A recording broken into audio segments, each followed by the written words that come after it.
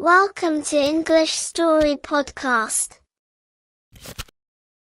At 6 o'clock on an October evening, Pete Robinson was preparing for his third murder. He was being very careful.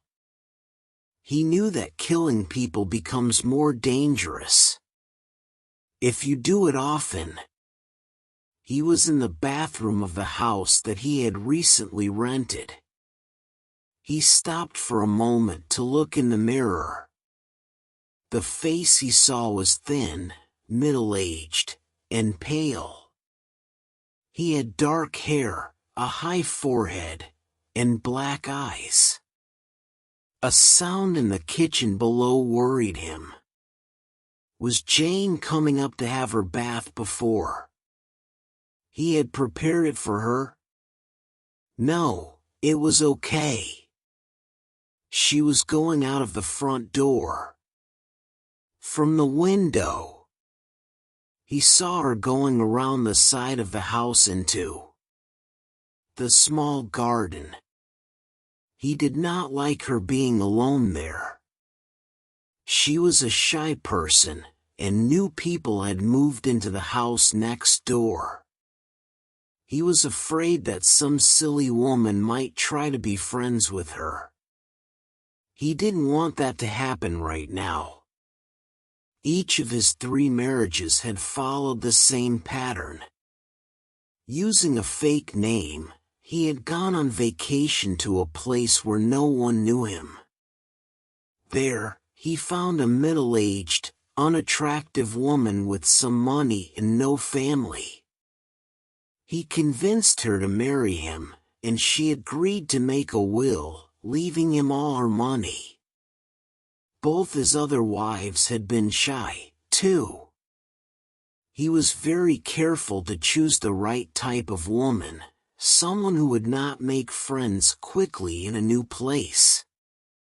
Clara, the first of them, had her deadly accident almost unnoticed in the bathroom of the house he had rented. It was a house very similar to this one, but in the south of England instead of the north. The police didn't find anything suspicious. The only person who showed any interest was a young reporter from the local newspaper. He wrote something about death in the middle of happiness and printed photos of Clara's wedding and her funeral, which happened just 4 weeks after the wedding. Mary had given him a bit more trouble. She wasn't completely alone in the world, as she had told him. Her brother showed up at the funeral and asked questions about her money. There was a court case, but Pete had won it, and the insurance company paid him the money. All that happened 4 years ago. Now, with a new name, a newly invented background, and working in a different area, he felt quite safe. From the moment he saw Jane sitting alone at a small table in the restaurant of a seaside hotel, he knew she was his next target. He could tell from her expression that she was not happy. He also noticed she was wearing an expensive ring. After dinner, he spoke to her. She did not want to talk at first, but eventually he managed to start a conversation. After that, everything went as he had planned. His approach was romantic, and by the end of the week, she was in love with him. Her background was perfect for Pete's plan. After teaching at a girls' school for 9 years, she went back home to look after her sick mother and stayed with her until she passed away. Now, at 42, she was alone, with a lot of money, and unsure of what to do next. For weeks after they met, Pete married her in a town where they were both strangers. That same evening, they both made wills, leaving all their property to each other. Then they moved into a house he had rented cheaply because the holiday season was over. It was the most pleasant of his marriages. Pete found Jane cheerful and quite sensible, though he thought it was foolish of her to believe a man would fall in love with her at first sight. Pete knew he must not make the mistake of feeling sorry for her.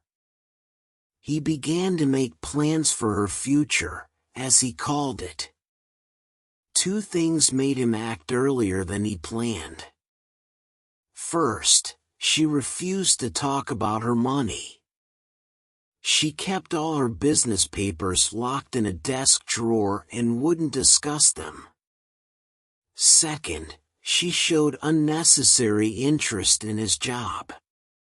Pete had told Jane he was a partner in a pharmaceutical company, using that as his reason for being away for long periods. Jane believed the story, but she asked many questions and wanted to visit his office and the shop. So Pete had decided that it was time to act. He turned from the window and began to run water into the bathtub. The bathroom was the only room they had painted. He had done it himself shortly after they arrived.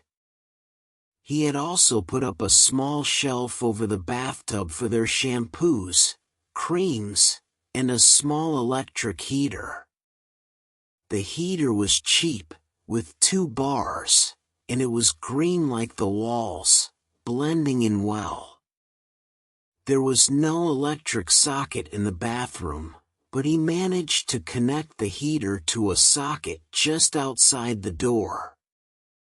He turned on the heater and watched the bars become red and hot.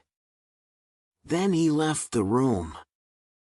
The controls for all the electricity in the house were inside a cupboard down the stairs in the basement. Pete opened the door cautiously and lifted the handle to switch off the electricity. He used a cloth over his hand to avoid leaving fingerprints. Back in the bathroom, the bars of the heater were cooling down and turning black again. Using the cloth, he lifted the heater from the shelf and put it into the bathtub water at the bottom end of the tub. Of course, it was still visible. It looked as if it had fallen off the shelf by accident. Jane was coming back from the garden. He could hear her moving something outside the kitchen door. He took a small plastic bottle from his pocket and began to read the directions on the back again. A small noise behind him made him turn suddenly. There was Jane's head, just 3 meters away above the flat roof of the kitchen beneath the bathroom window. She was picking up dead leaves from the roof's edge. She must be standing on the ladder which was kept outside the kitchen door. He stayed calm. "What are you doing there, dear?" Jane was so surprised that she nearly fell off the ladder. "Oh, you frightened me. I thought I'd just quickly clean the room before getting ready. But I'm preparing your beauty bath for you." "It's nice of you to take all this trouble, Pete." "Not at all. I'm taking you out tonight and I want you to look as pretty as possible. Hurry up, dear. The bubbles don't last very long and like all these beauty treatments, this one's expensive. Go undress now and come straight here." "Very well, dear," she replied as she began to climb down the ladder. Pete opened the little bottle and poured the liquid into the bathtub. He turned on the water again and in a moment the bath was full of bubbles smelling strongly of roses. They covered the little heater completely and even the sides of the bathtub. Jane was at the door. "Oh, Pete, it's all over everything, even on the floor." "It doesn't matter. Get in quickly before it loses its strength." "I'll go and change now." "Get straight in and lie down. It will make your skin soft." He went out and stopped listening. She locked the door just as he expected. He walked slowly to the electricity box and forced himself to wait another minute. "How is it?" he shouted. "I don't know yet. I just got into the bathtub. It smells nice though." His hand covered with the cloth was on the controls. 1, 2, 3. He said and pulled the handle down. A small explosion from the electric point behind him told him that the electricity had gone off. Then everything was quiet. After a while, he went and knocked on the bathroom door. "Jane?" There was no answer, no sound, nothing. Now he had to prepare for the second stage. He knew this was the tricky part. The body had to be discovered, but not too quickly. He had made that mistake with Mary's accident, and the police asked why he got worried too quickly. This time he decided to wait 40 minutes before starting to knock loudly on the bathroom door, then calling for a neighbor and finally, if needed, forcing the lock. There was something he wanted to do now. Jane's leather writing case, which contained all her private papers, was in the drawer where she kept her shirts. He had found it some time ago but had not opened the lock because it might scare her. Now there was nothing to stop him. He quietly entered the bedroom and opened the drawer. The case was inside. The lock was tougher than he thought, but he finally managed to open the case. Inside were some financial documents, thick envelopes, and on top of these, her post office savings book. His fingers were shaking. He opened it and began reading the figures. 16,000, 17,500, 22,180. He turned the page and his heart raced. On October 7th, she had withdrawn almost all the money from her savings account. Perhaps it was here in these thick envelopes. He opened one of them. Papers, letters, and documents fell onto the floor. Suddenly, he saw an envelope with his own name on it, written by Jane. He tore it open and was surprised to see that the date on the letter was only 2 days ago. "Dear Pete, if you ever read this, I'm afraid it will be a terrible shock to you. I hoped I wouldn't have to write this, but your behavior has now forced me to confront some very unpleasant possibilities. Didn't you realize, Pete, that any middle-aged woman who suddenly marries a stranger will wonder why her husband chose to marry her? At first, I thought I was in love with you, but when you asked me to make my will on our wedding day, I began to worry. And then, when you began making changes to the bathroom in this house, I knew I had to act fast. So, I went to the police.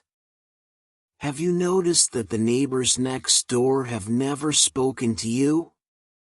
Well, they're not a husband and wife. They're actually a police inspector and a policewoman.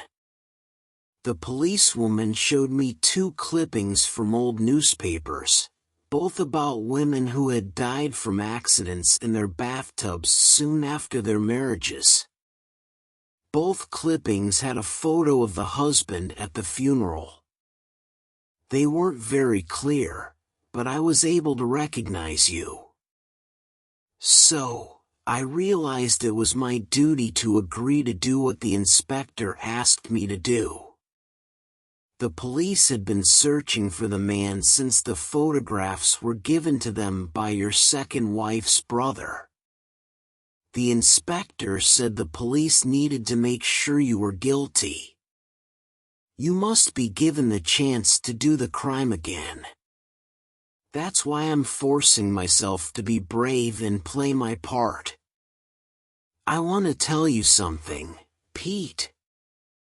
If one day you find that I've disappeared from the bathroom, you'll discover that I've climbed out over the kitchen roof and am sitting in the kitchen next door. I was foolish to marry you, but not quite as foolish as you believed. Yours, Jane. Pete's mouth was uglier than ever as he finished reading the letter. The house was still quiet, but in the silence, he heard the back door suddenly open and heavy footsteps rushing up the stairs towards him.